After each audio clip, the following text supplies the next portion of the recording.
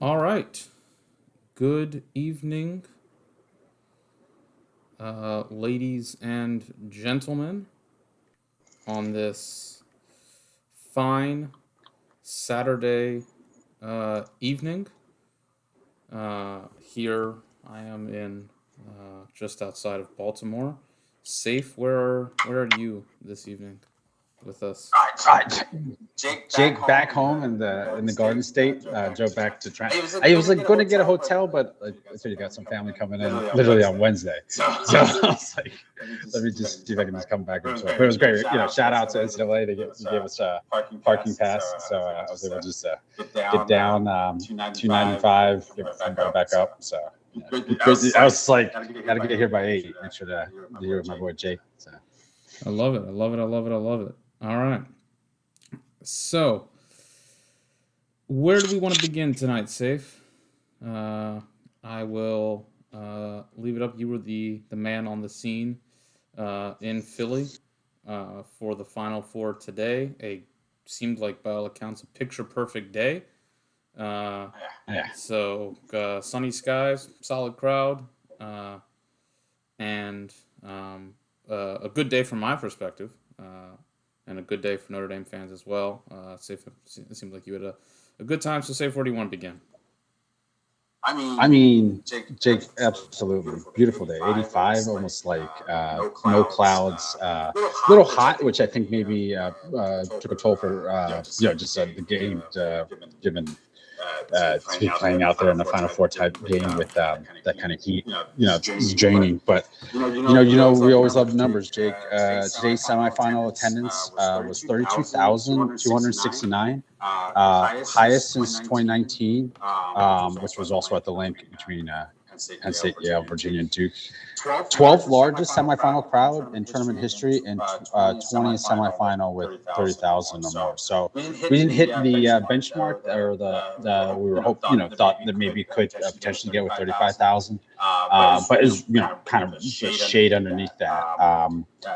It's 2,500 people, but the people who were there had a great time. I mean, like, I'm biased, because I love Philly, but it really does have a lot of amenities for both the city itself and the stadium. I think that's why some fans, like the NFL.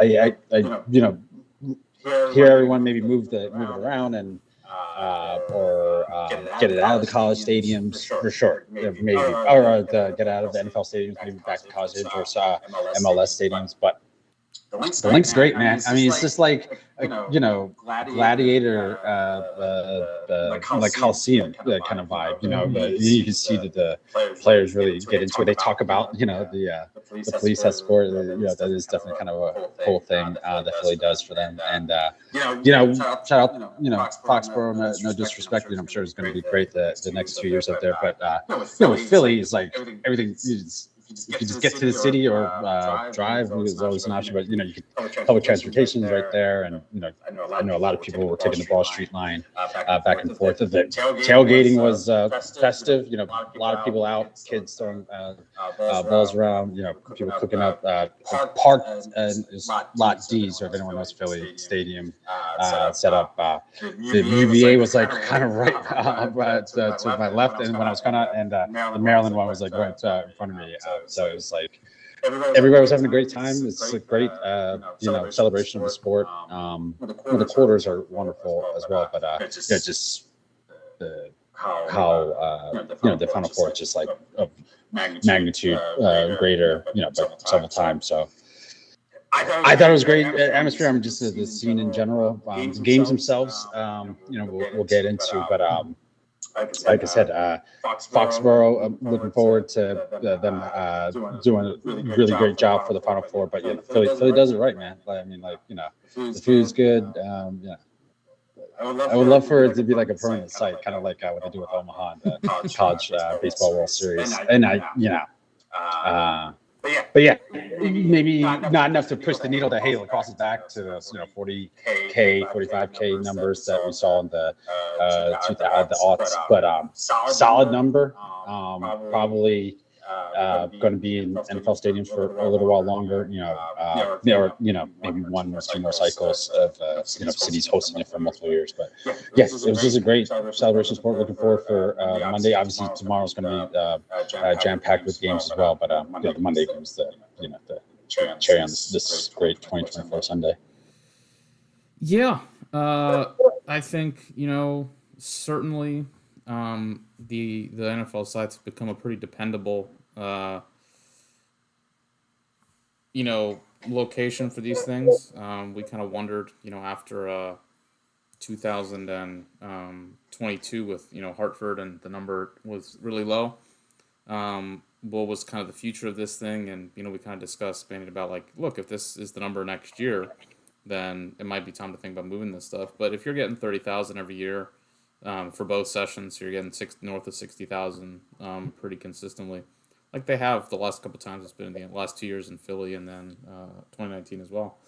Then unless the option presents itself with Navy, I think over the next, if they move the season back, then sure, I think that would be worth doing for sure. But if not, there's really not a better option at the moment than Philadelphia, and Foxborough is a little tougher just because of the location. It's not as centrally located as the Link is in Philly, but they do a good job, and the players definitely they seem to enjoy it, like playing in the big stage, and the crowds are solid. They're not we're not blowing it away like it was in the 2000s, where it was like lacrosse is going to overtake baseball, but it's certainly doing pretty well still, and those were the days, Jake. Those were the days. It is wild, like when you go back and watch them. It's like it almost looks like a football game.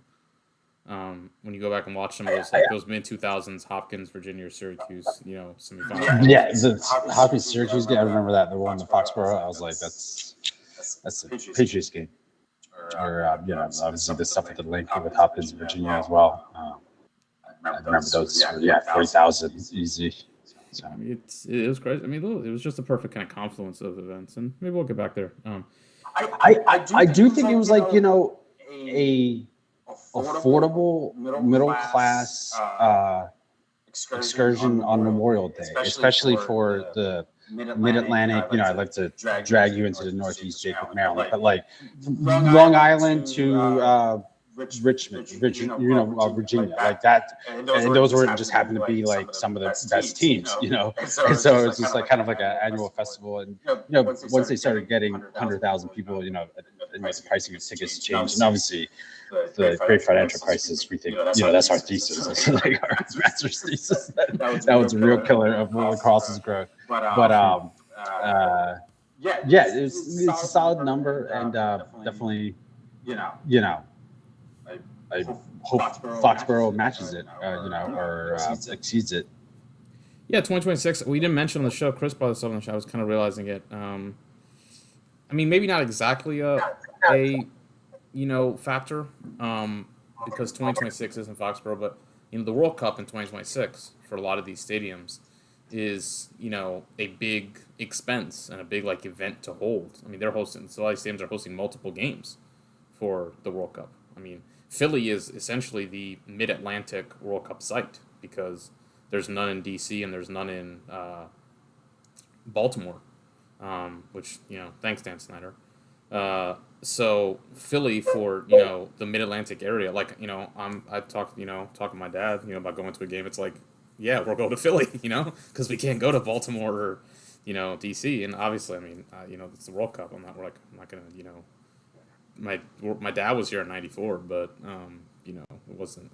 I think he went to one, or maybe but I never been to. So obviously look forward to going to a game. But we talked the expense and the things go into putting these events on. It probably makes sense that they're like, well, let's get through that and then see what we're gonna do 2027 onwards. And we'll see if that maybe opens up new people into the mix, or kind of keeps it affiliated. But yeah, I think overall, seemed like a good day, and hopefully it's a good, Memorial Day as well. I figure first we got a couple people in here. Thank you, folks, for joining us. So I think a couple of y'all have already thrown us a like, which we appreciate. And if you could subscribe as well if you're not already, we appreciate that. Here it does good things. If you got any questions for us, any thoughts from the games, feel free to throw them in the chat and we'll answer. Hang out with us on this Saturday evening.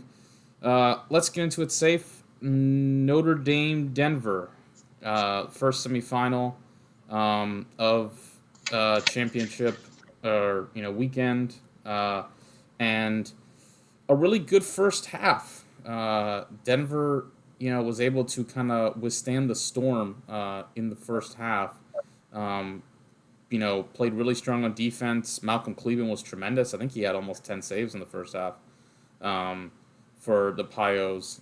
And they were able to kind of find some success isolating the Notre Dame short sticks and attack front of the cage. Richie Connell had 2 goals, had a lot of good looks. But at halftime, it was kind of evident of this game that Denver was not going to win the game the way the face-off play was going.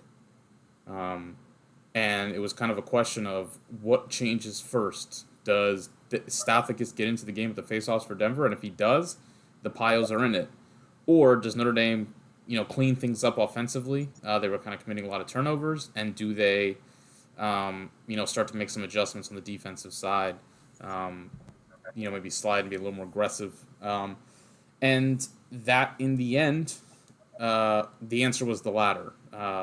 Will Lynch is the story here. 18 of 23. He's north of 70% of the tournament. So is another face-off man that we're going to get to a little on later. And it was, I think Christian Sweezy, I saw, had the stat. This was the worst performance by a Denver face-off unit in like 15 years, which is just astounding. Pretty brutal for the Pioneers in that regard. And like we talked about, it had to be possessions for the Pios. It had to be a game played at their pace, more slower. In the first half, they didn't have the possessions, but they were able to play it at their pace. In the second half, they still didn't have the possessions. And for the game, Denver wound up plus 11, which is just ginormous. And the pace really just, Denver started having trouble clearing. They had trouble with turnovers. And in the end, it just became a, avalanche that they were not able to sustain. You got to be perfect to beat Notre Dame. Notre Dame was pretty darn good again today. They didn't beat themselves, as we keep talking about. They did what they do well. They scored in the second half. They played good defense the whole way through, dominated the faceoffs, and Denver wasn't perfect. And in the end, no one's come close to stopping Denver yet in this Notre Dame in this NCAA tournament. 13-6 win, and the Irish are on to the championship game for the second consecutive year. That's the first time they've ever done that. They were on to their 4th championship game under Kevin Corrigan, all in the last 15 years. And they have their shot Monday at back-to-back national championships. Safe, what were your thoughts from the link? 13 consecutive. Sorry, I was looking at something wrong. 17-11 now in the all-time series between Denver and Notre Dame. A rivalry that is pretty intense, hasn't been played for a little while, obviously, to his chagrin of Denver fans. But you were absolutely right, Jake. It really did feel like the beginning of the game through halftime. It was like, okay, this is exactly Denver's pace. I thought, this is what they really wanted to come to this game.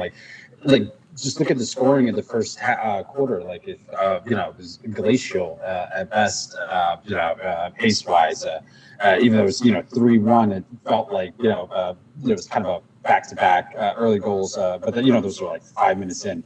Connell and then Kavanaugh scored to make it 1-1. But yeah, the rest of the quarter, it felt like, this is kind of Denver's game. They went into halftime. When Connell scored to make it 5-4, I was like, this is maybe going to happen. I thought, they could weather Notre Dame and maybe just, kind of bear them down if they could just get a little bit more, better output out of Southgate. It really was kind of astounding, how seeing Matt Brown at the post-game press conference, he obviously championed his player and said, wouldn't be here were not for his efforts. But yeah, it was surprising to them. I think I think they thought it was going to be much more even, even like 60-40 if it Lynch had like a great day. But you know winning 18 of 23, like it's kind of odd. Like the third quarter when they had when Notre Dame kind of had like that spurt. That was actually the quarter that Denver won 4 out of 6 faceoffs.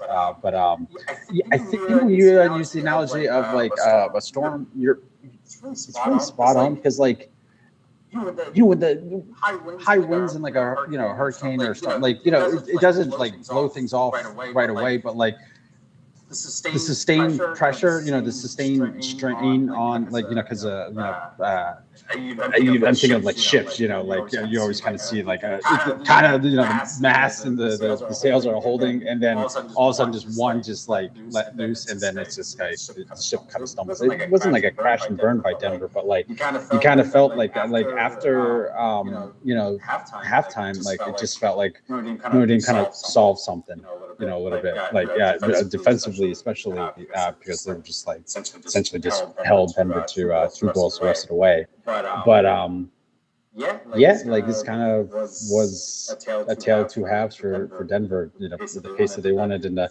first half, and then they just got away from it. But that's what Notre Dame does. It's just the constant pressure of it, and it's just got to be frustrating when you do like have a good defensive stand, or like there were a couple of times where Notre Dame threw the ball away and just kind of gave them an opportunity, but just Denver just couldn't cash in, and offensively, they couldn't get anything kind of rhythm because Will Lynch just owned the faceoff today. Yeah, I mean, it's not often. I mean, that a game is. I don't want to say it was this clearly decided, the faceoff, because I don't know that it was. But like, I mean, that third quarter was really Notre Dame just flexing its muscles. In the fourth quarter as well, 8 goals on 21 possessions. But for the game, I mean, Denver's offense, second half they had 2 goals. So like that says it all. But Notre Dame's offense, this was their second worst game of the season. In total, like there was 29.5% offensive efficiency. Third game. The only 2 games worse were the Georgetown game, where they lost by 1, and the Virginia game where they won by 2. The first Virginia game, the regular season. So you can tell, like, when Notre Dame's offense has been held in check like this, the games have been close. Like they lost the Georgetown one, and that Virginia game was really close. So based on how the 6-on-6 was played, I think it should have been within touching distance for Denver. I don't think they would have won, but I think it should have been within touching distance. They just never got the ball. Even early in the second quarter when they had that little run, it came after they were able to ride back a couple of faceoffs. And that was what I thought was kind of encouraging, was that it felt like we talked about in the preview that like Notre Dame is the best team in the country, or I think they're like second or third, like in that range of riding the ball back off of faceoffs, lost faceoffs, and getting the ball back. Denver wasn't really a team that did that, but Denver did that, and Denver was able to take the ball away from Notre Dame, put the ball on the carpet with their defense, which was really important. Same way they did to Syracuse. And then it just, so it felt like they were kind of having things what they needed, but that third quarter was just a mess. I mean, it was, the Denver turnover rate, 30%. They, put shots on goal, but, I mean, they didn't have a lot, 9. And the clears and things just kind of, setting up sort of easy opportunities for the Kavanaughs, really just kind of buried that team. And I think it was Notre Dame flexing its muscles again, like people have talked about, as to what they do really well, which is they can beat you anyway. Like they were able to shut down in a 6-on-6 Denver's offense, and then they were able to win, the ball back and create some chaos in that third quarter and just havoc that didn't, give Denver really you know, a chance of, kind of making a game out of this. And even still, it got to 9-6. Denver scored the first one, I think, of that, fourth quarter, and it felt like, all right, maybe. And Notre Dame immediately got back. That's the thing that's just so impressive about this team is I don't feel like they've had a letdown for goodness, like 2 years. It is reminiscent in that sense of, I'm not saying it's as good, but it's reminiscent, I think, of what Maryland did from 21 to 22, of like in that stretch, it never, felt like Maryland had a letdown game, a game where they, didn't play, were markedly below the best of their abilities, like maybe they were a little worse. Like that happened with Notre Dame against Georgetown. It happened with Notre Dame against Virginia. In a way, it happened defensively. It happened against Cornell. But they never have a game where you're like, wow, they're giving the other team a chance, Like we see with Duke, for example, or have seen, which you saw from Virginia towards the end of that, the season. Their floor is so unbelievably high, game to game, that you are forced to be, as we talk about, perfect to beat them, because they're not going to give you anything. Like they're not going to, leave the door open for you. I guess you can, like, maybe that Virginia game, but it was just such chaos, and even still they came through. It's like it's just this perfect cocktail of experience, which they have a bunch of, elite talent, which they have a lot of, and being strong and having no weakness. That means they just do not give, they never let go of the rope. And it's really impressive. You keep wondering, will they have an off day? Will they have a day where it just doesn't go right? And if you ask Corrigan in the post-game presser about, like, hey, how is it handling being the champion and, defending the title? And there's, more distractions, and there's, obviously, like, they've been on, we talk about, like, the Kavanaughs and the Pat McAfee show, and, like, at a school like Notre Dame winning a national championship with, just kind of how mainstream that brand is, and obviously the first for that program, I think it would have been easy to maybe, have a bit of a letdown at different spots. And, even Corrigan said, like, he asked different coaches, I think, you could touch on it more, like, about, like, how you avoid it. He's like, you don't, but it really has not materialized at any point this season. Any just sign of a letdown or drop off. 13-game winning streak. Georgetown game aside, maybe they're 16-0 right now, 29-3 over the last 2 seasons. Add in the 6-game winning streak that sparked it all in 2022. These guys are 35-3. So, which is Maryland type numbers. What was 36-1? Maryland was 33-1. 33-1.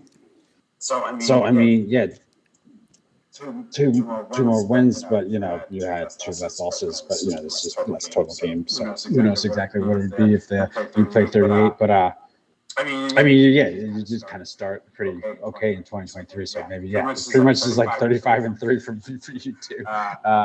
But it's just like really is like they're a team that seems to embrace the spotlight. There's some teams and players and just individuals. They. Jake, put the the red light of the camera, and like you're just you got to flow to you. It just comes in and like you can see you like lighten up when you're talking. I just love and I feed off of that energy, and you could just see that it's just like I don't know, just like a wave of like, just emotion, and then you can hold it as like kind of like a hurricane when eventually the windows just like blow in, because it's just constant pressure, and it's relentless. It's actually pretty impressive. Like I can understand why so difficult to beat them, because like Denver, I thought going in, like would be able to kind of not withstand. Like nobody really I thought. Look, I mean, we talked about, like, could they cover? I thought they'd cover. What was it, 4.5? If I was 5 at the start of the week, I thought they'd be in. I thought we'd have a good. I thought what we had in the first half would continue for at least 3 quarters, and then maybe Notre Dame would pull away to like 4 or something in the fourth. They came out the second half and just punched them in the face, and like it was like I thought. Yeah, I was with you. Like I thought we have a good game.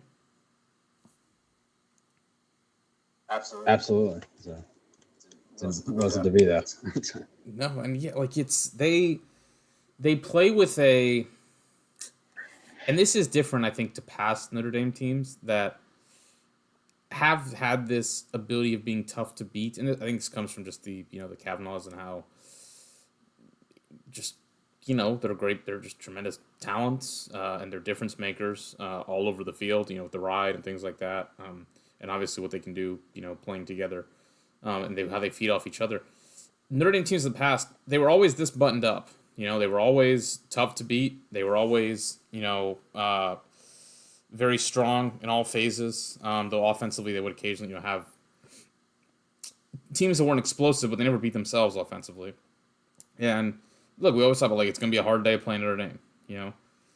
This team, and I think it even grew last year. It's grown over this past 3 or 4 years. But especially, I think, once they got over the hump, they play with a arrogance, and I mean that in a good way. Like, they know how good they are, and they trust how good they are, and there is a confidence that they play with that I think is only really reminiscent over the last couple of years of, some of those, elite Tillman, Maryland teams, the Rambo and Heacock team, the one of, 2022, Virginia, with Lars, and they've had guys, going back, those Hopkins teams in the mid 2010s with Rabel and those guys, Virginia are starting to have, like, there is a Cuse for so long during their best, like they play with an arrogance and a confidence that has kind of given this team a different edge, I feel, in comparison to what they had previously, and it makes for obviously a pretty tough combo to beat, and they'll be the favorite again on Monday. I think just like 2-3 goals, it seems like, is kind of the current consensus, which is lower than I maybe thought, but I think that has something to do with our next game that we're going to talk about. Unless, if you got any last thoughts on. No, I mean, like, I hate when people use the word swagger, but they absolutely have a charisma. Yeah. I mean, I think that's just like a word to use swagger. Swagger's stupid. But they definitely a charisma. Like, I really, you can just see it. Like, when lights are brightest, especially at least this run. Who knows what happens Monday, but they definitely come to perform. And so it's like sometimes with a performer, they love the stage. It is, the more that they want to deliver a performance for the audience. So, there's no stage bigger than the one on Monday at the Link. So, I think it's going to be a show. I think it's going to be Maryland, which is probably the perfect lead-in at, but Maryland, like, it's Maryland kind of like, this is old hat to them, I kind of feel. Like, big-time games and, but like I think like this, maybe resurgence in the second half of the year, really like this is going to be just a different team, and that like maybe the a little bit of an underdog, maybe that would just be a little bit of a different. I mean, there's kind of was an underdog with the Virginia thing, maybe that's how we should refer these previous years, the Virginia thing with Maryland, but like there are underdogs at points, but like this is like really like not forgotten, but like the defending champs, it's going to be I think a treat for Tillman to like scheme up. Yeah, I could see him like thinking about it, the post game press conference, kind of asked him, I was like, what do you are most concerned about with Notre Dame aside from like the Kavanaughs on the ride? And he was great. He's just like showed a little bit of his humor, just like ratted off a bunch of like multiple things that he's concerned about, and just obviously lavish praise on them. But yeah, this is going to be kind of like an interesting test for Maryland. Just like like I said, Maryland can only be an underdog for so much. They're so Maryland, but this Notre Dame team is going to, I think, pose a really unique challenge. Kind of like Virginia in the ride and the aspects, but maybe sharper. Like sharper than that 21 team, but like something that's going to give Maryland, I think, like, oh, this is somewhat familiar, but this is a whole different animal as well.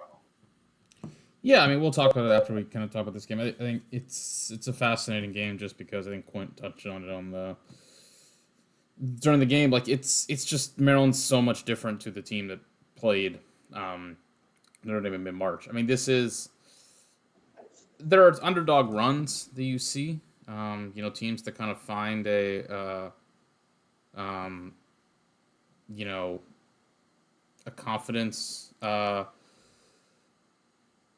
during the kind of these sort of late runs. But it can be, like they kind of, Virginia to a degree, like, they sort of played well earlier in the year, but then they lost their way a little bit towards the end. But then you have like Carolina in 16, where it's like, this is just a totally different team. And I think there's vibes of that with Maryland right now, that this is genuinely just a completely different lacrosse team than the one that we saw earlier in the year. Like this I thought today was Maryland's best game of the year, not even a question about it. And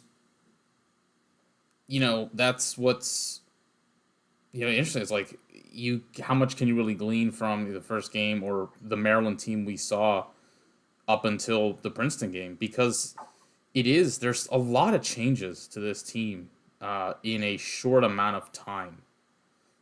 What they did with putting Spanos at attack and Molliver and Urksa down to the midfield, that's a pretty major. You're talking about 2 year starting attackmen start running out of the box. Like, once the tournament starts, you're talking about your leading midfield point scorer moves down to attack and becomes kind of the hub of the offense in some ways. It is a wildly different team in that regard.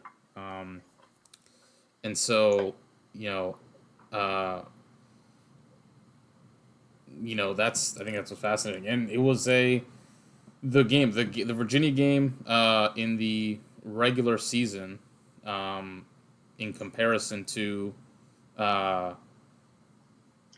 game we saw today, was just, it was night and day. Like, we're talking, just Maryland had the edge from the jump. Maryland looked pretty confident. They looked in control of everything, and they just never really had a let up at any point during this run. It was just basically all Terps all the time is how I would put it. And in the end, a dominant victory for the Terps, as Brian McDonnell from Long Island joins us. Hello. Hello. Jake, first off, congratulations on the Terps. For all of us listening. Terps fans, Irish fans, Terps fans, Irish fans, congratulations. I think just to launch on this, I know you guys talked a little bit about it, but I think in the grand scheme of things, you got Notre Dame team that's been looking all the part of a number one seed, and you got a Maryland team with Tillman's adjustments in this tournament continue to just unparalleled. Be unparalleled. Propel a Maryland team. Propel a Maryland team that was looking like one of the worst that we've seen under his era a month ago into another Memorial Day appearance. Both teams really playing their best. And both teams really playing their best lacrosse at best time to do so. Best time to do so, I think. I think we're in for a pretty fascinating. I think we're in for a pretty fascinating Memorial Day. I think again with the way both teams are playing. Again with the way both teams are playing, they're playing excellent. I think with today, I think with Maryland, I think the big point with that was their defense. I think that was the best game they've played this tournament. Best they played all season. I think best they played all season with that defensive performance, and their offense is getting the job done too. And their offense is getting the job done too. But I think today I was really, really impressed with how the defense pulled it off. And for Notre Dame, I think they're just proving every game here that they just find so many different ways to beat you. When they need the defense to step up. When they need the defense to step up, their defense steps up. When they need saves out of Enneman, Enneman's giving them saves. When they need the offense, they give a big spurt. When they you need a big shot from when you need a big shot from the Kavanaghs, they're getting it. When are you getting it? When they needed some Dobson and Failson and the rest of the bunch, they're getting it done too. So it's going to be a very interesting Memorial Day, I think, with it. I think you still give the edge to Notre Dame the way they've been looking, but Maryland's not going to go down without a fight. And I think the way Maryland's been playing the past 3 weeks has definitely been vintage Maryland Terrapin lacrosse. So I think we could be in for a barn burner. I know today's games weren't exactly that high on the excitement scale, but I think this is going to the way both teams are playing is going to set up for a nice nip and tuck affair come Monday. Yeah, I think it'll be good. We'll touch on that one later. Let's get into Maryland, Virginia. Terps, a final score, Notre Dame over Denver, 13-6 for the Irish, and it was 12-6 for Maryland over Virginia. Ryan touched on the Maryland defense. I think that is a big story, and I think Safe, you touched on it in the group chat during the semifinal or while the game was going on, that it was what makes Maryland's defense so dangerous and so tough to break down is once they shut off your primary distributor, which is what Ajax Sapatello does. He doesn't he does it in the sense of it's almost like just shutting off an attackman because you're just not involved in the game. And that's what he did last weekend to Duke's Josh Sawada. It's what he did today against Connor Schellenberger, and it's what he's done in a lot of the games against Connor Schellenberger. Virginia's gotten better over the years at getting Schellenberger picks and two-man games and different things to try and get him on shorties. I don't feel like he got on a shorty once today. I was going back and watching the game before we went on. I watched the first half. I don't think he got on shorty once. Zapatello in the pick game was every time was just reading it perfectly and, almost just shrugging the shorty off. Nope, I'm staying on him. And in the first game, Virginia was able, they did a little bit better job getting Schellenberger freed up. But the first game for Virginia, the key was Griffin Schatz, who had a monster game, probably the best game he's ever played in his career. And that felt like a moment of the season where we kept touching this all year for Virginia, all year. It's the ball is in Schellenberger's stick too much. It wasn't last year where that ball would move around at such an incredible pace, and they had Dixon hitting shots from the outside, and they had Cormier on the inside, and that ball just moved and hummed. This year, it's the ball is stuck in Schellenberger's stick too much, and they don't really have any other guy who can initiate offense for them. And that it felt like a moment there maybe was Schatz from the midfield with his size and what he can exploit a matchup. And he did that for the first game against Maryland. He did nothing today. And they tried McCabe Millen at different times, but Millen's just not he's kind of just all go. He plays he's just kind of hopped up on Red Bull sometimes. The energy he plays with and the aggressiveness is tremendous. But he doesn't have that, ability to kind of control the offense yet the way Schellenberger does. I'm sure he'll get there. So once Schellenberger was taken out of it, and the fact that Schutz got taken out, like Virginia they didn't do anything offensively.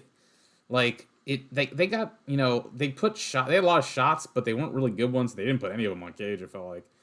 Yeah, that was the thing. That was the thing. The first quarter they were getting good looks, but they were not converting anything. Everything was nowhere near the cage. They weren't even making Mac really have to do anything because the shots were so wide. Like they were getting to the cage. Something was working in the first quarter where they were getting on Cage, getting some good open looks, but they couldn't hit the barn from the side. Broadside. What's the saying again? With side of a barn. Broadside of a barn door. They were, and then once Maryland made the adjustments that they did and took that away, then they really had no answer. Yeah, there was nothing that they were able to, Cormier again. We can't talk about. I'm just amazed at Peyton Cormier these last two games. He shot like 2 for 16 or something. But in this one, he had 11 shots against Hopkins. Today he had 5. You look at the shot chart, and it's 19 shots from the attack with Schellenberger, Cormier, and Millen. Like the midfield, Terenzi took 4 shots, a lot of in transition. Schutz took 4 shots. Colsey took 3 shots. Like they just didn't get, and shots on goal. Colsey 1, Schutz 3. I didn't feel like any of them were really good. Like they just didn't get anything going from that midfield. And it was a just comprehensive, plan of attack from Maryland's defense. And again, a testament like what, once Schellenberg got the early, move on him and they were getting some picks, but after that, like it just all sputtered for the Cavs. And no transition. Really, the Terenzi goal was 1, but other than that, it was like Maryland said, like we are getting them to 6-on-6. We're not going to give them early offense. We're going to deny transition. We are going to make it 6-on-6, and the 6-on-6 on the defensive side of the ball, this was a one-way domination. Talk about Zaps. I mean, he's like a one-man extraordinary rendition. He takes your this is what Tillman does. Both of you guys mitigate like what you do best and like make sure that they can contain. I think Maryland like goes for what you do best and just tries to spend on that. At least these last year it happened with Duke. Zawada, kind of made that offense go with in terms of like being able to distribute, being able to dodge.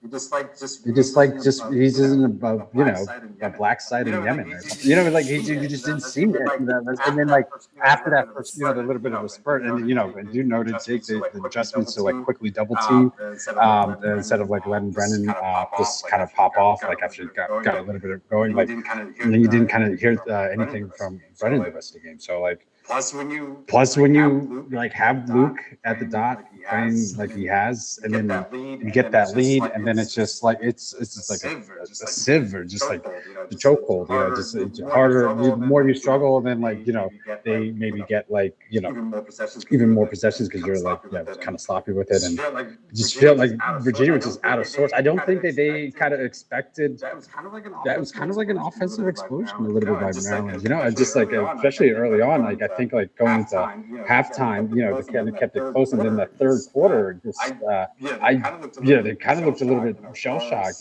Chorus, Spanos, and you're absolutely right about Eric's move from midfield to attack. Just kind of really livened up this offense. Like I really love that little slick, like kind of like dodge, kind of like he was on his knee. You remember that one? And got like hammered. So was able. I think it was Crosse or somebody, but it was the assist for the dunk. Like it's just like I don't know why maybe Tillman didn't make a little bit of a move earlier because there was the offensive struggle earlier. They did it at the right time. Maybe he was just playing possum. He's just like, oh man, Tillman's lost it. He's just for this.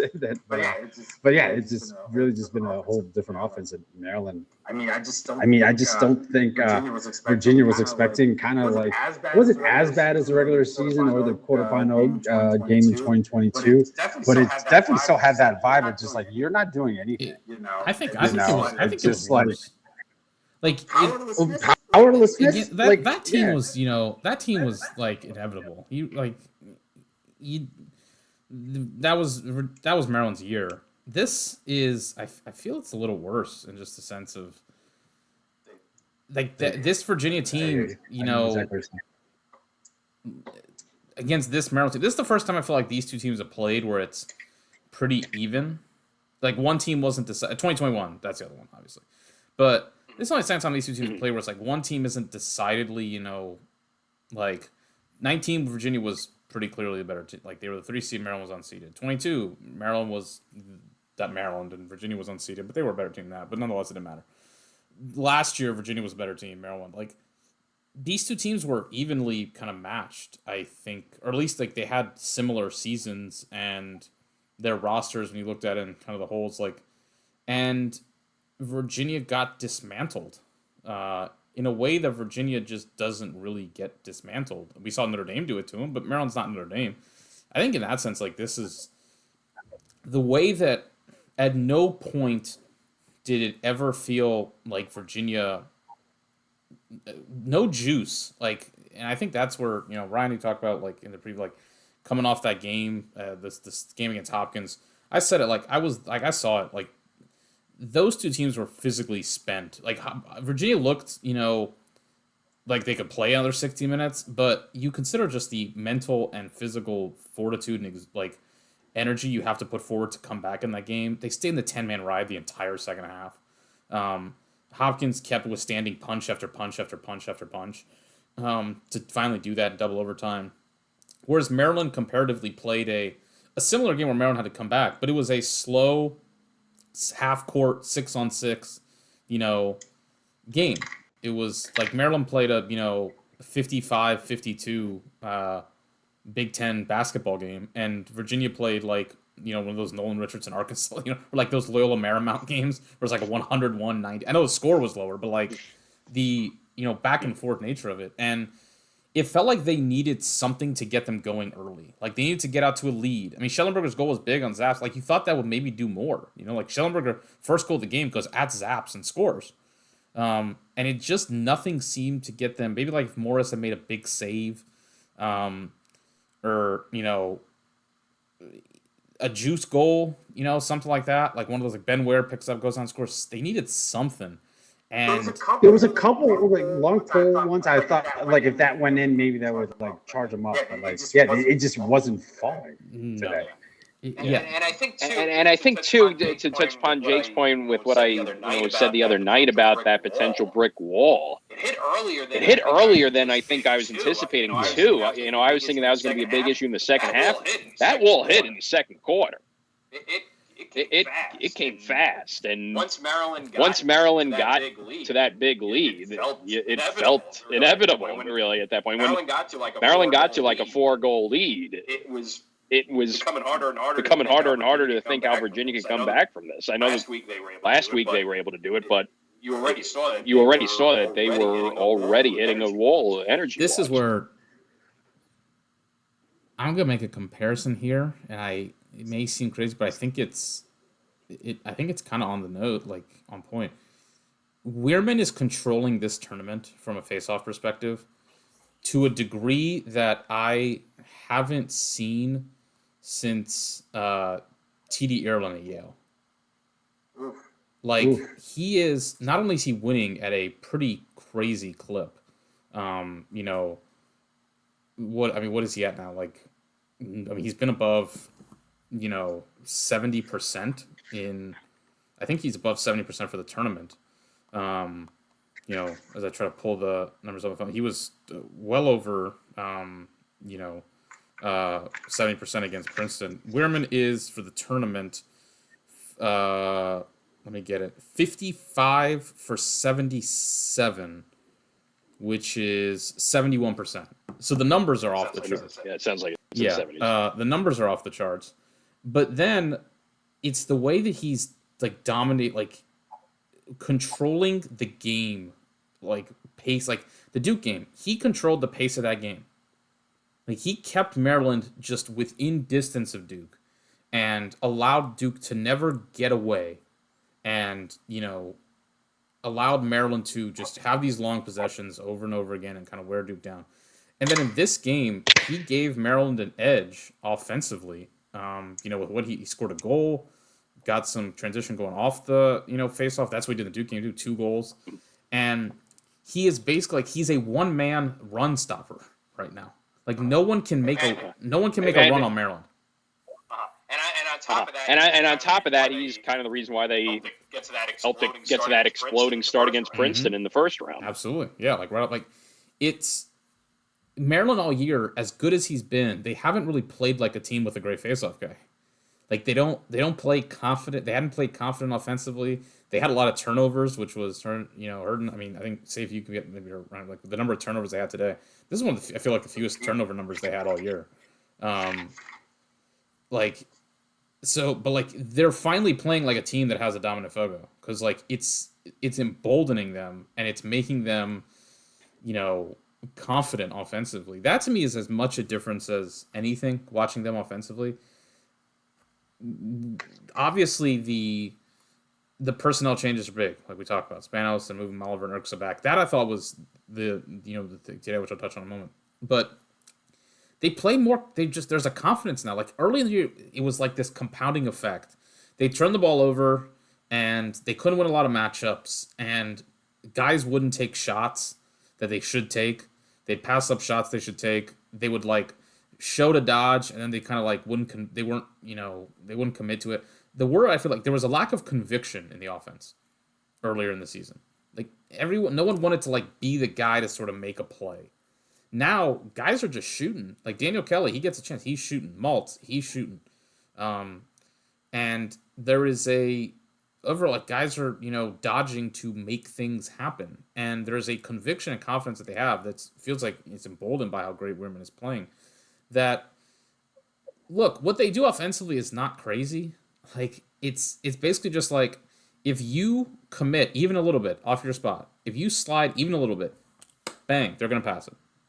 Like it's they are on it. Or like if there's a slip on the crease, like Kelly, or you come off, they will find the open guy, or they will move it immediately and try and get something going on the backside. Like, and then they are just finding these shorty matchups as often as they possibly can. And so like, but it's not anything like innovative or anything, but like there's a confidence now that they have that I don't think they had. And then matchup wise, I feel like they should have put Kastner on Spanos. Like they put Schroeder on him and they kept Kastner on Urksa because that was the matchup in the first game. But Urksa was just moving all over the field. So like Kastner or Quint mentioned this, like Kastner just wasn't really involved. And Schroeder on Spanos, it felt like they wanted to support that matchup more. In the first game, like they didn't support any matchups. It felt like they wanted to support this one more on Spanos. And it opened up. They created offense at times. Like there were times Maryland got shots, like looks on the crease that it wasn't really like they were dodging or doing anything crazy. It was just UVA kind of moving off a little bit, and voila, there was a chance to score, and Maryland took advantage of it. That was I think where you saw like UVA just felt like they were on the back foot in the whole game. Like obviously the energy that Maryland came out with and UVA came out. But then the matchups, like Maryland knew what they wanted to do on UVA from the jump and executed it, and UVA just felt behind the 8 ball in terms of adjusting and and trying to figure things out. They didn't look like they had. It felt like they kind of played it like they did the first game, and Maryland is just a much different team than they were in the first game. Like they're not the same team.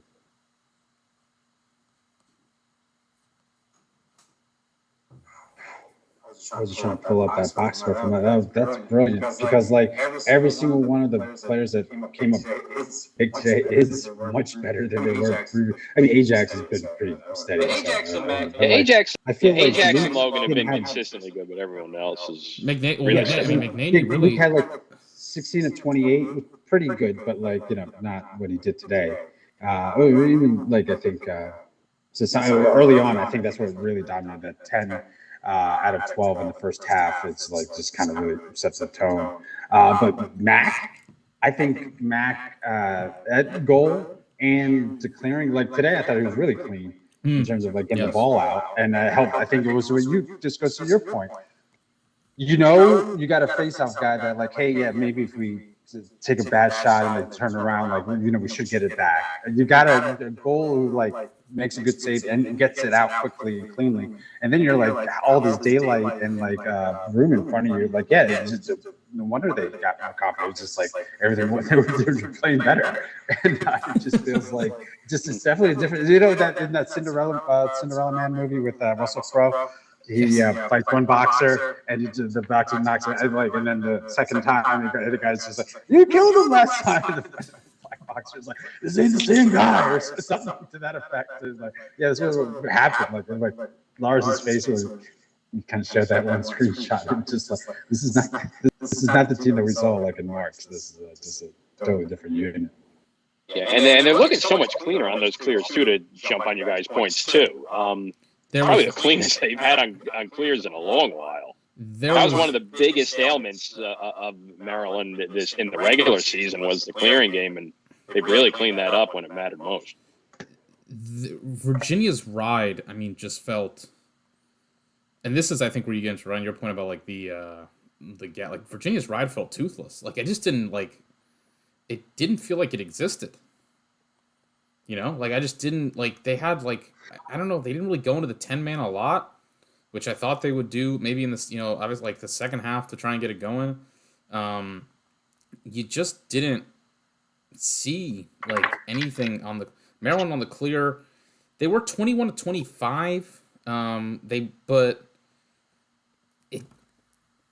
most of them were just like they'd miss one outlet pass, you know, or there were a couple like 21-25, honestly, is way more than I thought it was. I thought they blew like one or two. Like it felt when they cleared. Here's the thing: when they cleared, it felt easy. That's the thing with Virginia's like. Even when Virginia's ride is humming, even when you clear, it feels hard. It never felt hard for Maryland. You know, like they just got the ball out and they went, and that was it. There was a real, like Virginia just. I don't think they had a lot in the gas tank. And I don't know if maybe they thought they would have more. And they thought they would, you know, be able to, but it became evident, I think, by the second quarter and then into the third, when Maryland came out of the third, you know, with the big, like the punch, like Virginia just didn't have a lot of in the, you know, gas, you know, and juice here. And it meant that, you know, Maryland was able to, you know, keep them at bay and just keep on rolling the whole way through. Jake, I think I know why. You think there was only two. You felt that way. They essentially had one fail clear per quarter. I was just looking at the individual play-by-play, and two of the second and the fourth quarter ones. Virginia immediately like turned it over back within like 30 seconds. So it was almost just like, it was just a really bad day all around for the Cavs. I wonder how it was like. I guess we can transition to the game before we close out. Like. I think, or unless you had other points to either, but I was just like, I think this bodes well for Maryland chances, like going into Monday, like just how cleanly that they were able to take care of Virginia and their ride. And if they go, Jake, I think you said if they go through this 3 ACC gauntlet and defeat all three with like. The Duke game wasn't easy at the beginning because they had to come back, but like essentially like, you know, six quarters of pretty dominant play by Maryland over ACC, but yeah, their games can be different. I think even in the ACC pecking order, there was Notre Dame and then there was everybody else behind them. I think so. But as much as Notre Dame is going to be a different animal, again, Maryland playing their best lacrosse when it matters most is going to give them a really good fighting chance in the game. No, I think Tiff, like this Maryland run. I mean, I think it's honestly more. I can say right now, regardless of what happens Monday, I think it's more. I'm trying to think of the word. Gratifying doesn't feel like the word. Fulfilling. Maybe is a good one. Uh-huh. It's more Nice. enjoyable maybe in some ways even than 2022 was. Because the pressure's off. Because the pressure's off Maryland, and I think it's helped them play loose and everything. A lot of the years they have the weight of the expectations. And this year, Probably the loosest they've been since those early to mid 2010 runs where they made it to Memorial Day, weren't a top seed though. Yeah. And I think with all the pressure on, I mean. I guess the one team where all the pressure was on was Notre Dame, but we've also talked about how there was pressure on Duke and UVA with their graduating classes, and Maryland's played loosely, and I think it's been a fun ride for Maryland fans because there's not the dread of what if it falls apart that we've seen in some of the other runs. In this one, it's kind of like, hey, we're the 7th seed, we're an underdog against Princeton. And just let it ride and see what happens. And here you are on Memorial Day Monday. 2022 was like a battered woman who gets through a horrible divorce, loses like 40 pounds, and then like just does like an Ironman, and just like, it's a lot, the unpacking the trauma. This is the ride. You're absolutely. They're 17. They've been an underdog. They'll be an underdog in every tournament game they play. Every single game, probably left for dead. And again, after the Big Ten tournament, there was no expectations. They got walloped in their Big Ten tournament game, coming off of that and a loss to Hopkins, where they only got 5 goals. And basically, they've had no pressure, so why not? And it's shown on the field. They're a much better team than they were at the beginning of this month. And I think part of that is, maybe there was some pressure heading into that Penn State game in the Big Ten semifinals. But now, because, they still have the belief in themselves, but now they don't have that weight of expectations in a bit. And they've parlayed it into playing nice and loose. And as Jake was saying, you have more guys that aren't afraid to take chances at net. And it's paying off for them. Quint said Were it. the changes out of necessity? Because that Penn State game was when Braden got hit, right? Like they didn't know if Erkson was going to play. So it was like, in this, they had to move Spanos down.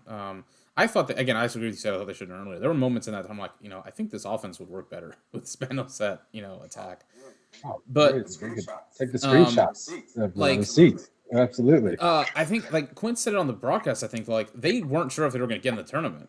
Like, at least that was the players' view. And, like, when they found out they were in, it's like, oh, okay, No, 2022 was, like, by the end, there's a nerve-wracking element of, like, you don't win this, and it's like, it's going to eat at you forever, Like, I think back to, like, Kentucky basketball, when they had that undefeated run, they never got back. Like, I'm not saying Maryland never would have made a Final Four game to them, but, like, that was, like, a delineating point, like, a, line of demarcation in the program.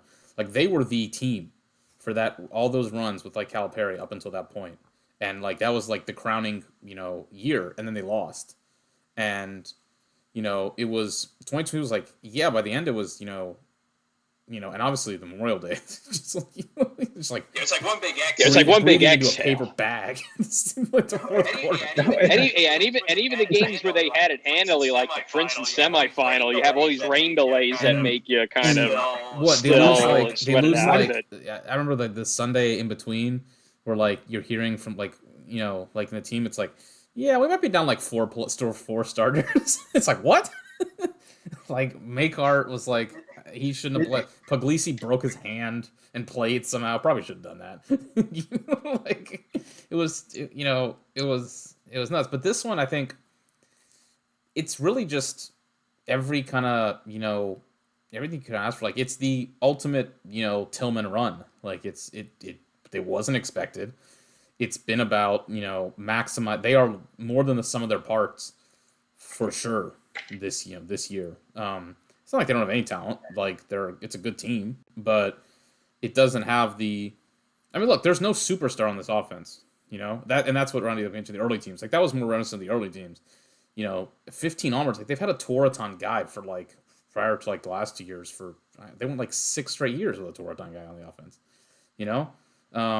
Like, this person, like, it's a different cast of characters. It's been amazing watching, Weirman and Zaps do this, like, for their last run. And yeah, I think it's, it regardless of what happens. So yeah, if they lose, okay. I mean, Notre Dame's been the best team all season. If Notre Dame wins, it's fully deserved, it's earned, and it's what, it would be in line with the season we've had. Like, they've been the best team. They absolutely deserve the championship. But if Maryland wins, it's like, look, they won in 17 with, that was the relief. 2022 was like I think affirmation. This one would be just, kind of a real, I think, ecstasy if it, happens. It's something to be the most enjoyable. So yeah, I think, it's just, and obviously, like, if it running through the ACC, if they did it, the last 3 teams, that would be something pretty, pretty darn cool.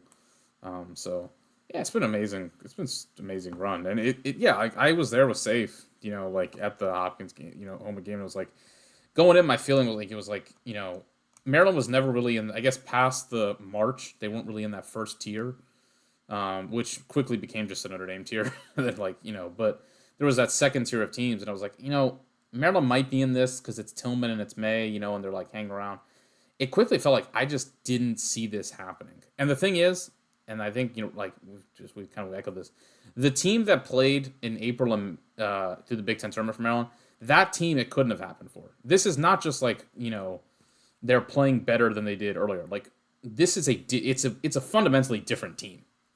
Like, it's just a different team. Heading into the tournament, they were the 4th best team out of the 4 Big Ten representatives.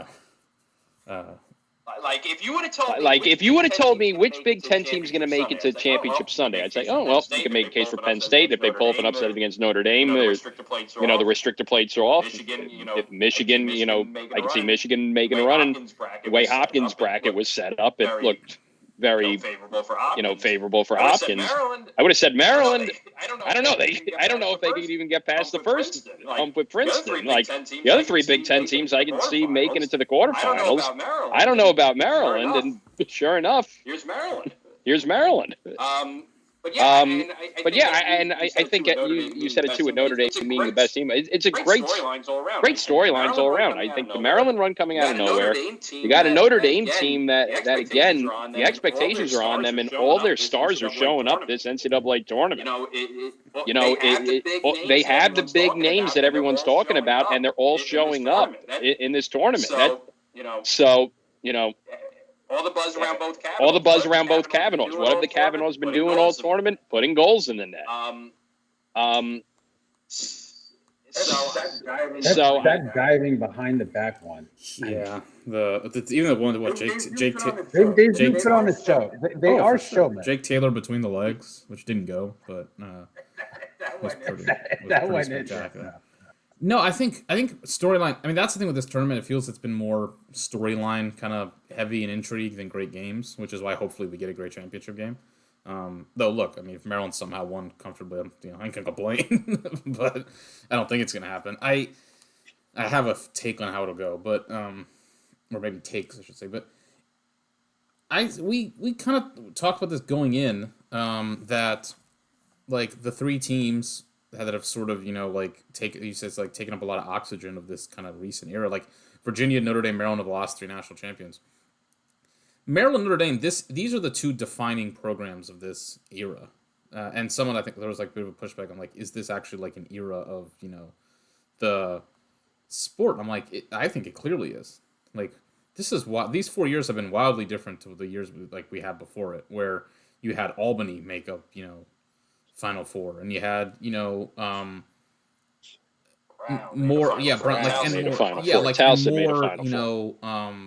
in the bracket, like it was 2010, like the 2010s. A lot of years, like the parody, I hate because it's like it's not really parody, but like it was a lot of different teams made Final Fours, in that kind of stretch, and it was the tournament became very unpredictable during that time period. I think it was a tournament of unpredictability.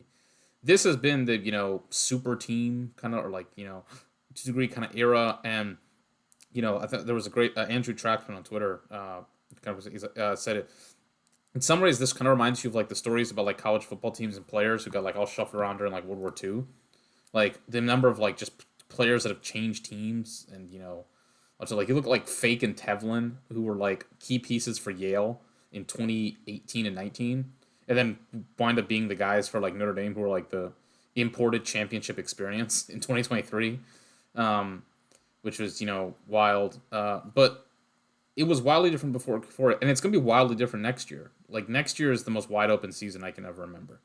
But this 4 years has been a really distinct, I think, moment in the sport with just everything that's happened. And for the stat we mentioned earlier, like these are the two teams who have, owned it to a degree. Maryland had that run from 21 to 22 where they went 33-1. They lost the championship at 21. They go perfect season in 2022. Notre Dame the last 3 years. Obviously they had missing the tournament in 22, but then the last 2 years are 28-3. They won the championship, their first championship. Like someone is sort of stamping their legacy on this era. It's either Maryland has this unlikely championship win and gets 2 championships in 3 years, and a third for Tillman in the last I guess it'd be 7 tournaments or something like that, which would be his third overall, which would tie Danowski and be third in the 7 years. Or Notre Dame gets to go kind of like I would say Syracuse in 08-09 because Duke in 13 was a underdog kind of run. It'd be Syracuse in 08 and 09, just a dominant 2-year run of back-to-back championships. So I think in that sense, it does feel like the perfect kind of cap off before we enter sort of an unknown next year. Like these have been the 2 most consistent week in, week out, and then business end of the tournament teams the last 4 years, and they get to finish it with someone gets to win a second championship in this run. Yeah, and I was saying in our DMs too. We're entering the great unknown. We're entering the great unknown next year. There's Syracuse has a young class, has a Final Four drought.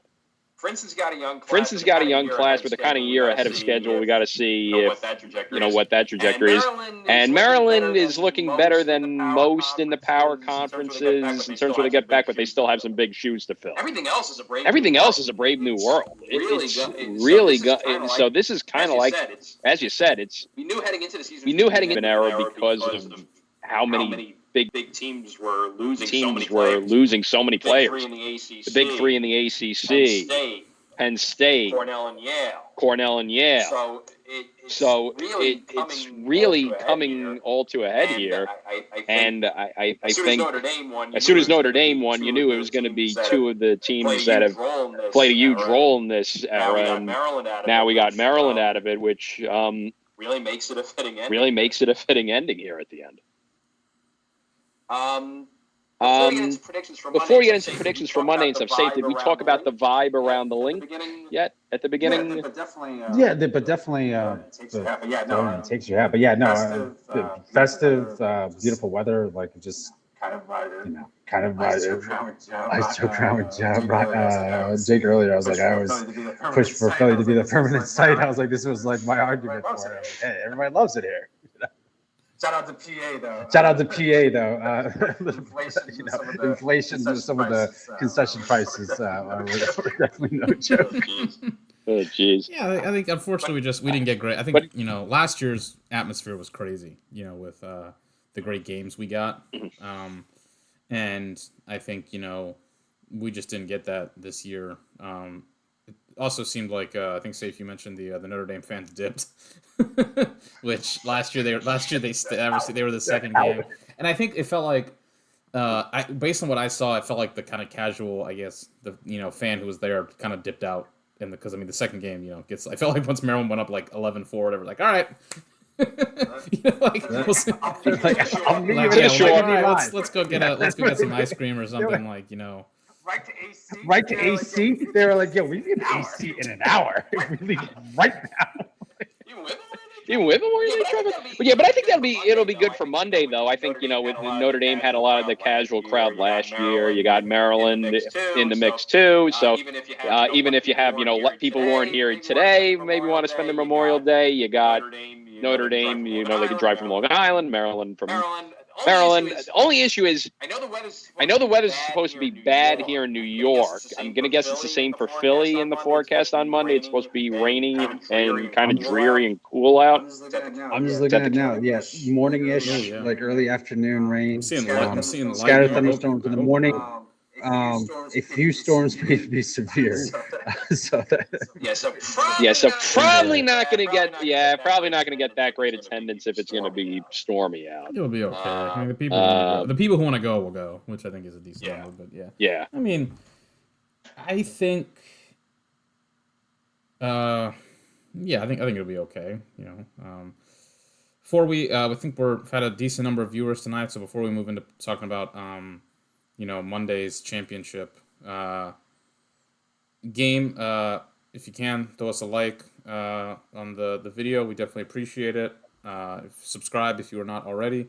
And if you got any questions or anything like that you guys want us to touch on, we absolutely will discuss it here as we head towards the home stretch. So Monday, Notre Dame, Maryland.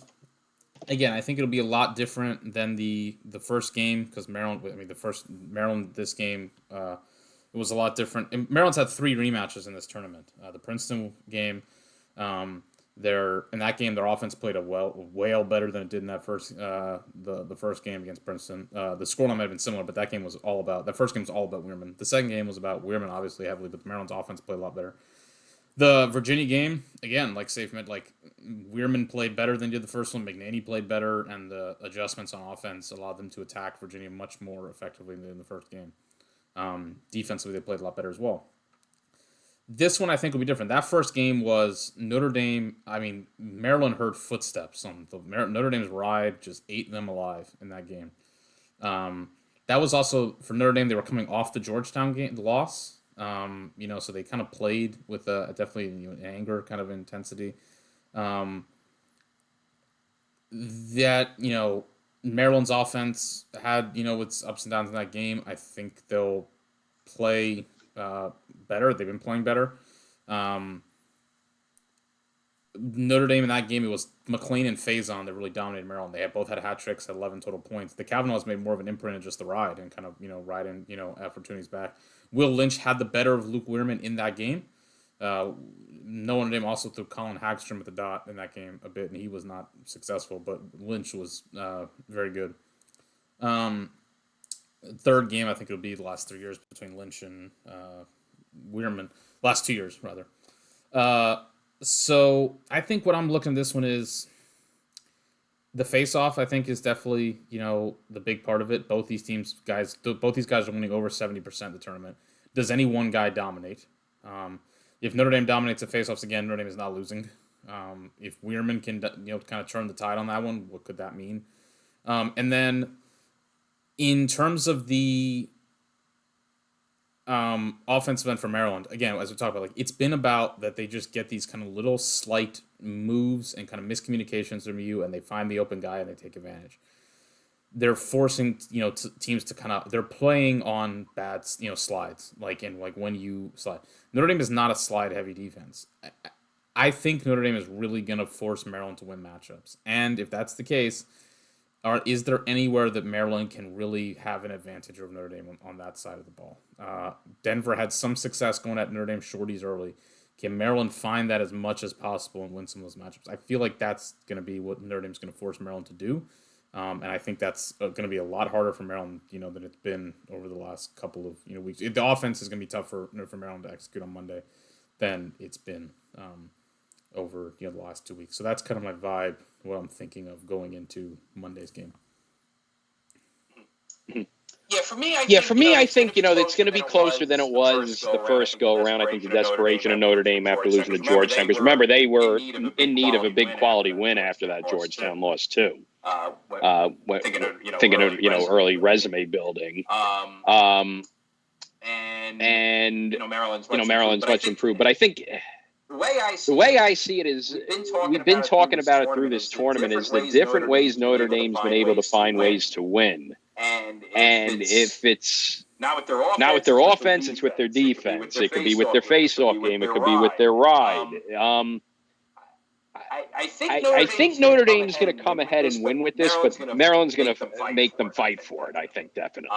And I definitely would give Maryland a fight or shot at winning it. Again, the pressure's entirely on Notre Dame. Maryland's. I know we talk about playing with house money a lot, but the pressure's squarely on Notre Dame to wrap up this repeat. But I've been very impressed with both teams. But I think with that weight of expectations, how Notre Dame's been able to handle it this tournament. And even going to the ACC tournament with the expectations, going up against Virginia and then Duke. And the different ways they've been able to look great on offense, look great on defense. Timmons, had his spotty moments here and there, but otherwise coming up with big saves. Once he got in a groove today, he was putting in a lot of good saves. And I think the other thing too that's going to be important is Notre Dame has been winning slow, winning fast. It doesn't matter what tempo the other teams have been throwing at them. They've been able to adapt and execute their offense, whether it's a fast break or a slow drain out the clock situation. So I think we're in for a very good game. I think both teams would make very deserving national champs. I'm impressed with how Notre Dame though has been able to take whatever's thrown at them and adapt.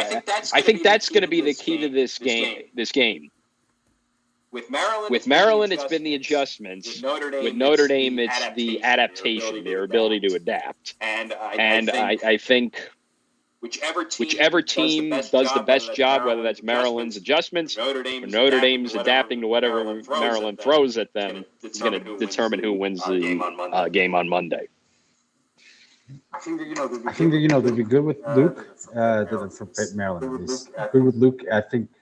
At least, I don't think as dominating as, but I don't foresee Will Lynch having a day against Luke that he had against Stouts. I could see Maryland having a little bit of problems like solving Intamin early, but I think it really starts with just being able to get that initial separation to cause somebody to slide, because that's the difference between now and March. Like they didn't get separation, so those passes that used to just sing during 2022 up and ended up being a turnover. How many times you just see three defensemen sticks just knocked down, just they were trying to force it because they couldn't get that separation, and they're trying to do it with the pass.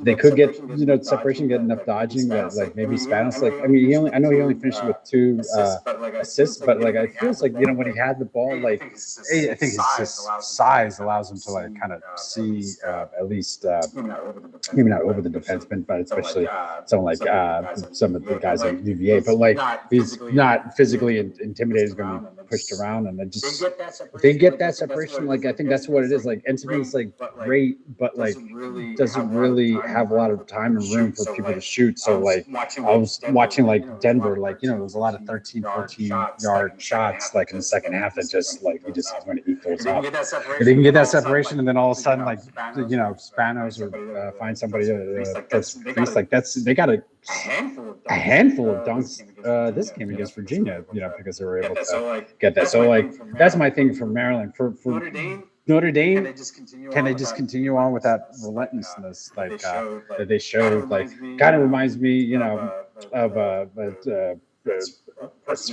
personage. I was going to kind of compare them to early large years, the 2021, just constant pressure, constantly riding, and if they can just keep that up, like I said, I feel Maryland, if they're able to continue on the clean clearing ball over that first 30 yards, in front of the goal, I've seen a few of those where they can get somebody on the sideline, closer to midfield, and they can get up and go. Then maybe they're able to replicate what they can, but that's the thing. They just come at you, and they're just not going to stop. And but I think Maryland's actually going to have a pretty good day. I think defensively it's going to be kind of more buttoned up than they were against Notre Dame early on, and I think that starts with Luke. If he has a better day than he had previously, and Maryland's able to maybe get a 1 or 2 goal lead early, and then they play from ahead. then maybe that changes the dynamics a little bit for Notre Dame. Some of those rise and that relentless could turn into opportunities. Maryland showed that, hey, we're going to shoot. Like they didn't score any of those like full length goal, and then Tillman kind of lost it a little bit when Mac took that one shot with like 8 or 9 minutes left. But if Notre Dame does that and they Maryland can get like 1 or 2, that can definitely make them a little bit like standoffish as like going full steam. But like I said, I don't.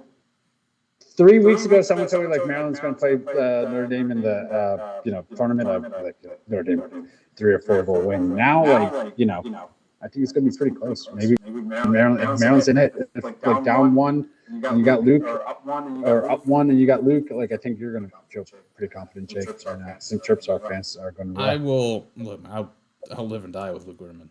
Like, I mean, that's just. I think that this tournament's affirmed it. Like, there's Lynch is amazing. I mean. I think both of these guys have had tournaments. Like, I don't think we had either of them in our All-American list. And look. I'm just looking at Lynch. Yeah, I'm just looking at Lynch's numbers: 69% against Albany, 81% against Georgia, and 78% against Denver. So, you got 2 guys. Yeah, you got 2 guys that are on 75% plus heaters. It's pretty. Wild. It's pretty Wild. crazy. Yeah. In hindsight, and I mean, I mentioned this at the beginning of like. Lynch just feels like a guy who's peaking. Weirman, I mean, I can remember when Naso was named the first team All-American. I think we had that as well. And then I kind of like sat and thought with him like, Jake Naso went better than Weirman. And I feel like that about a lot of these guys. It's like Weirman, it's just he's a big game player. Like, I mean, he's just like there are a lot of guys maybe can go through the season have better numbers. They ain't better than him. Lynch, he's on just a remarkable heater.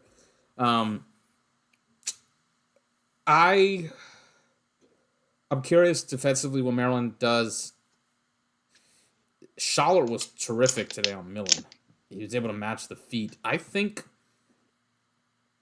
Zaps is going to be on Pat because it's just, that's their thing. Like, cut off the head of the snake. The thing with Notre Dame is it's just what makes it everything you do well, like it can work to a degree to Notre Dame. It can work 80%, but there's another 20% they got that's just so difficult to stop. Like, they can initiate with Dobson, like up top. They can initiate with just so many different guys around the field. That's why it's just cutting off, Pat Cav doesn't answer or solve your problems. But it'll be Ajax on Pat. I would put Schaller on Chris because, again, like Chris is the best dodger they have. So I would put Schaller on him. He did a good job on Millen. Try and see if he can match with him and take him out of the game to a degree, not all the way, obviously. And then I did like what Denver did with putting a shorty on Taylor. I thought that worked in the first half. I thought it worked overall. How Denver played defensively, considering the freaking number of faceoffs they lost. I kind of like maybe the thing with Maryland is I don't know if they've considered Denver practiced that for a whole week, and and this is another thing, the layoff in between. Could Maryland maybe try put a shorty on Taylor and then put again McLean and Faison killed them in that game. McLean just ate their shorties up. Faison, when he ever got a shorty, didn't have success on the pole as well. And then maybe you could double pole the midfield with Burlace on maybe McLean and then or maybe Faison's got quick feet, so maybe that'd be McDonald, maybe. Or maybe you put Burlace on Chris Cav because Burlace has been a great cover guy in this tournament, and you bump Schaller up and put him on Faison. I think there's ways Maryland can maybe manipulate with their polls because their polls are playing so well. It's just gonna be difficult because you're always leaving some guy on a shorty who you don't want to. Somebody's from Notre Dame's getting a short stick that you just don't want, and that's what makes it hard. The layoff here will be interesting. Neither team played a super taxing game. Both teams are deep in terms of, the number of guys they can, run. Like, Notre Dame, obviously, they talked about, the third midfield. I think on the championship, it'll probably mostly be the top 2 units. But Maryland has had a decent run with their top 2 units. They've had Zach Whittier in the tournament, who's played really well. He had 2 assists against Duke last week, and then he had another assist Today he's got 4 assists in the tournament. Jack Brennan scored in the last couple weeks, so that kind of second unit when they roll out, like they just kind of mix and match. Like Maryland can throw 9 guys at you who are playing pretty well right now. So that kind of, I think Notre Dame is running a lot of shorties. Maryland shorties play a lot better. So I don't think depth has a big role to play here. Like if Notre Dame played Virginia, I think it would have a huge role because Virginia doesn't run in the second midfield, and their short defensive midfield depth is not, But Maryland's got depth. Maryland played like 3 poles in this game. They ran a lot, 9 offensive middies. They ran shorties. So just the layoff is interesting. People often mention like Maryland doesn't play their best game on Memorial Day. I think to a degree that might be true. Tillman's best asset is just a week to prep, and the championship takes that away. I also feel like, I don't know, I thought they played pretty darn well in 2017. I thought they played pretty darn well for 3 quarters in 2022 until, it, like, they were playing on frickin', I don't know, like 2 hours rest.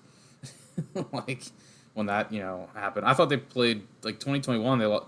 2016, they lost in overtime. They lost overtime at 16. They lost by, the Virginia by goal. So, like how often they really shoot, they don't play their best. I don't know. Notre Dame came out great last year with a big lead over Duke. So, it's just interesting, how that, only Georgetown's been able to beat Notre Dame on a week's rest, like a week's prep. Can 2 games in 3 days maybe shake that up? It didn't for Duke in the ACC Championship, but they also didn't have Naso. They won any faceoffs. So, like, could that maybe change it up? Like, it's a curve. Like, you're not beating Notre Dame if Notre Dame just plays the way they normally do. Like, they're the best team. So, you need something different here, Like, it needs to be. Whereas for Maryland, obviously, history says they don't necessarily play as well. So, that'll be interesting to, monitor, I suppose, how that kind of, factors into it. But I don't think depth is really a big factor. And I mean, like, if it's true, it's going to be, a little cooler and there's going to be rain and stuff. I mean, and if there's delays, who the heck knows? I think the biggest factor is like before we close out is Maryland was still playing at this time in 2022. On this Saturday. I had to go to the boot cap from 2022. The start time was 6:28. Oh god! I think that they just finished around like 9:30 or something. It feels like it was. I know it plays a factor, but a lot of conference tournaments have Thursday night games, and then they're back at it Saturday at noon. So it's not totally out of the realm. It's usually lined up though with like the A10. Like there's an 8:00 start for the Big Ten championship game. If there's a 8 o'clock. I'm saying most conferences they're playing a game Thursday night. The teams that play the night are like the Big East and the Big Ten, and they play evening and night. They don't play like 1 o'clock or 12 o'clock. Yeah, like the A10 and the CAA play like 3 and 6, and then come back at 3. So that was just absurd, but nonetheless. Again, I don't know how much factor it is. It's just, something maybe always with this, Look, man, Monday, we always say it's like Mad Max lacrosse. it's just unhinged at times. It's not, if you want to decide the best team, you play it on a week's rest. We're not. We're deciding a champion. And the champion, and if Notre Dame wins, the champion will be the best team. And if Maryland wins, the champion will be the team that figured it out the most in May, that got on the heater, and I think that's ultimately the question we'll find out. All right, gentlemen, let's lock it in. Predictions. Alrighty, so thank you. Thank you guys. Yeah, thank you guys. Ryan. Okay. Okay. Going Irish. Going Irish. I'll say 12-10 Notre Dame. Okay, safe. Terps keep it close. Terps keep it close. I think Notre Dame pulls it out though. I'm going to say Notre Dame wins. I'm going to sit on this fence. Notre Dame wins by like 3 or 4. They just kind of, they just play well. And they win, like Notre Dame normally does, like maybe like again 13-9, 14-10, like the first game, or Maryland pulls the 2016 UNC and just like pulls a rabbit out of their ass, like late. Weirman wins a face-off, something, man up, like overtime. Like that's my feeling. If it's close, I think Maryland finds a way to pull it out. Like just the pressure, maybe the Weirman just clutch face-off. If it's within one or some, I think Maryland pulls it out. Maryland this year in 1-goal games is a good, like they are. In close games this year, like they lost to Hopkins 7-5, but they beat Ohio State by 1, Penn State by 2, Brown by 1, Syracuse in overtime, Richmond in overtime. The Duke game was close-ish, you could kind of say. Like, so it's fence sitting, but that's my gut. If this is, I think Notre Dame either wins by not a lot, but cover territory. Or Maryland just has a, like it gets down to the wire, and this time maybe one of these things bounces Maryland's, way, in a way it didn't in 16 or 21. So it's sitting on the fence, but, listen, man, when your team's involved in the fence, you can sit on it. I think if Notre Dame covers, you make an argument they're up there with the Maryland team, because I think Maryland was favored by more than they won against Princeton and Cornell. Oh yeah, they're fair. Super Bowl margins. No, this Notre Dame team. Yeah, and it feels like I don't think Notre Dame's covered every single tournament game. It feels like Albany but I don't think so. Albany no, but yeah, the others. Yeah. We were saying heading into this week, it's like Denver doesn't lose games by that much. This spread seems kind of high, and I don't. They lost today by that much. I think. Look, the undefeated teams get their own place in history because they're undefeated. Like that's just what you earn. We say 90 Syracuse, 06 Virginia, 22 Maryland, and then Hopkins is like the I'm not trying to think. I can't think of an analogy. 05 Hopkins. They're like the fourth sibling in there. Just because that was such a unique, wild season. But if Notre Dame wins, I think 2012 Loyola is a good shout. 08-09 Syracuse is I would say. I made the announcement to 14. Yeah, 14 Duke I think is a good one. I think they're better than that team. I think obviously like the 2-year run, Duke pulled off a crazy one in 2013. This was, I think this team. Yeah, I think you can put them in there with. They're not in that like, again, 90 Syracuse, those Princeton, the 3-peat Princeton, 06 Virginia, 22 Maryland. Like that's just look. You go undefeated, you earn that place in history. But other than that, I think they're right. But if Notre Dame wins, they're still going to be. Oh yeah, like they're absolutely in the the conversation for like top 10 teams of all time. Top maybe just outside that that elite tier. And Maryland wins. I would say it's not 2016 UNC, but I would say it's one of the most unlikely. It's maybe like Duke. The Duke team would be Cuse. 13. Yeah, 13 Duke. It's 11 for UVA. 11 for UVA. Yeah, it's 11 UVA maybe is the good comparison aside from the everything with 11 UVA. Like a team that was like left for dead kind of late in the year, almost lost to Bucknell round 1, an elite program that was like by their standards like lower than 07 Hopkins. 07 Hopkins. 4 games. 07 Hopkins was still what? Still Rabel. 2 or 3. Yeah, still had Rabel and all those guys. And you still had Rabel. I think 11 UVA is kind of like a team like UVA the previous series had been in the Final Four. They came in like ranked highly. But I think it's a good point to like still like this era. Maryland was preseason number 6. Like 2019 UVA was preseason number 6. It's been a minute since the team ranked outside like the top 6 preseason has won a championship. 2018 Yale preseason was 5th. So 2017. So I think you might have like 2016 UNC is the last time you had a team ranked outside the 2016 UNC came in ranked 8th. Denver, if Denver had won, they would have been the first team ranked outside the top 10 preseason since Loyola, I think, to win the title. But like that's the thing, like Maryland, like they were 6, like they were still in that like tier of teams to consider. But yeah, I think it's a good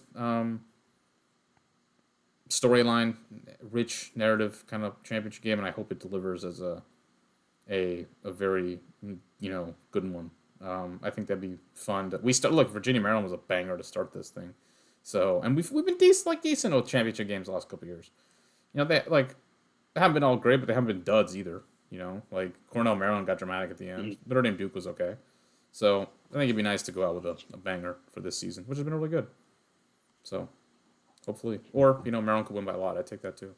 I ain't gonna complain. If Maryland does win, they're not gonna want to see me on here.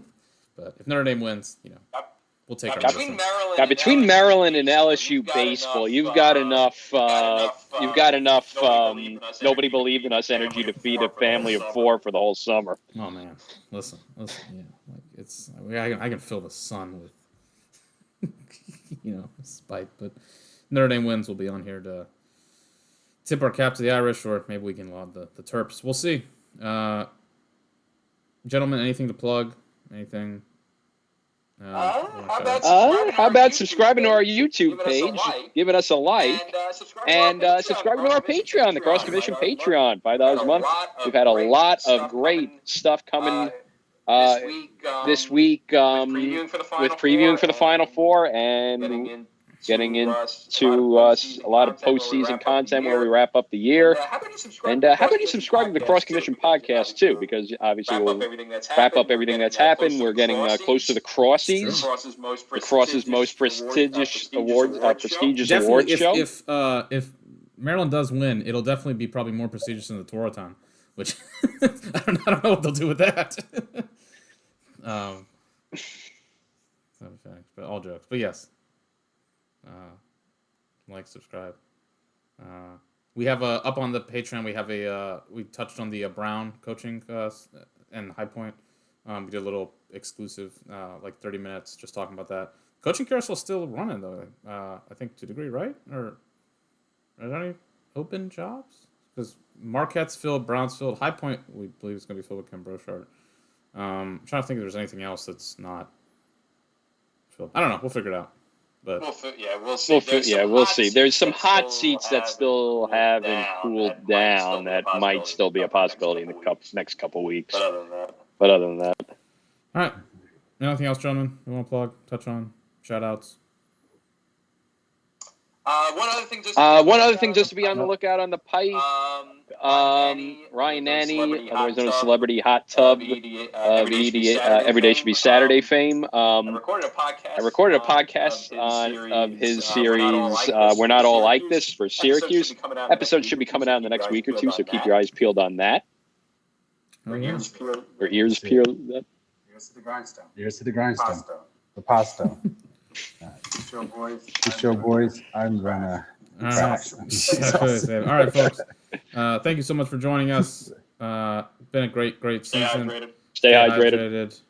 We will see you back out there sometime later this week or next. This is the last in-season pod that we'll do. So we'll see you back out there. After the season. Just before we wrap up, to thank you all for joining us all season long with the Saturday Night Power Hour. I think we've had a lot of fun of doing these, hour and a half shows on YouTube. And it's, we've lived busy lives and everything, but I think this has been a nice way for us to engage with you guys, more content in a way that hasn't been so taxing for us. I think we kind of aimed for that chill of ESPN's FIFA 2014 World Cup Tonight, of just being relaxing, unbuttoned, and chat about the games of the day. And I think we've really hit our mark with that. Oh, yeah, these have been awesome. Thank you so much, folks. If you were in the chat or if you watched, you throw us a like or subscription. Thank you so much. We, again, Safe's always said the fact people pay us to opine on college lacrosse is insane. So, God bless America. Love this country. Amazing. All right, It was always great. It was always great. great stuff. USA. Happy Memorial Day weekend. If anyone has any family or friends in the armed forces, thank you. And anyone who's out there working hard, thank you. That's it. We'll get out of here. Thanks to all those that have paid the ultimate sacrifice too. So think of those troops we've lost. We're just Memorial Day vamping weekend. now. Thanks, guys. Thanks, Mr. President. Stay hydrated. See you Yeah, later. take care, guys. See you out there.